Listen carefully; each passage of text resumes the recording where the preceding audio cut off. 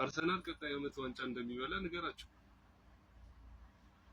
አረ ተው በኋላ ሌሎቹ ደግሞ እንዳለ ገጣ አረ የለም አንተ ለማድረቅ አይደለም። አረ ወላሂ እሺ ማንቸስተርን ስደብልኝ። እሺ አረ አይደለም በኋላ ታስበቃኛለህ። ማንቸስተርን እኮ ነው። አረ ታስበቃ አልክስ እድሜና ጤና አላህ ይስጥልኝ።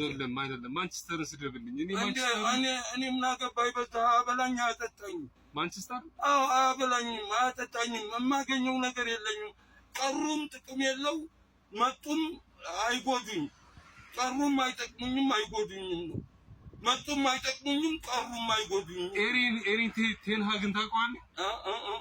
ኤሪክ ቴን ሃግ የማንቸስተር አሰልጣኝ እኔ አላውቃቸውም ወላሂ።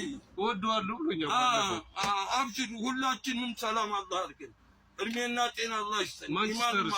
ማንቸስተር ሁሉንም እድሜና ጤና አላህ ይስጣቸው። ኤሲ ሚላንስ ሁሉም ማንቸስተር እዚህ ጋር እንግዲህ ባይስን እንደሰማችሁት ነው የተናገረው ነገር 100% ትክክል ነው። 100% ማለት ነው። ያው ባይስ ሲናገር እንደ ጨዋታ እንደ ቀልድ ምናምን ይታያል እንጂ የተናገረው ነገር ምንም በቃ ጠብ የማይል ነገር ነው። እግር ኳስ መዝናኛ እንጂ እንደ ቁም ነገር የሚታይ እንደ ስራ የሚታይ አያበሉኝ አያጠጡኝ ያለው እውነቱን ነው። እንደ ስራ የሚታይ ነገር አይደለም። እንደ መዝናኛ ችግር የለም። ማንም ምንም ነገር መዝናኛ መሆን ይችላል። እንደ መዝናኛ ነው። ምናልባት ጋዜጠኛ ከሆናችሁ ከእግር ኳሱ ጋር እግር ኳሱ እንደ ስራ የሚሆናችሁ ሰዎች ካላችሁ ጥሩ ነው። ካልሆነ ግን ስራ ትተው ምናምን ወደ እግር ኳሱ ወደ ምናምኑ የሚያደሉ ሰዎች እናያለን። ይሄ ልክ አይደለም ነው ነጥቡ። እዚህ ጋር ከምሬ ነው የምላችሁ። ቁጭ ብሎ ራሱ ወጣቱ ስለ እግር ኳስ ዝም ብሎ ሲያወራ ነው የሚውለው።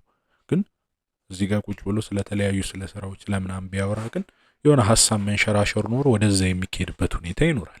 ስራውን ትቶ ራሱ መጥቶ ቁጭ ብሎ የሚያይ ሰው አለና በጣም ያለፈ አካሄድ እየተካሄደ ስለሆነ በጣም ትክክለኛ ነገር ነው ባይስ የተናገረው። እዚህ ጋር ይመቸው ነው።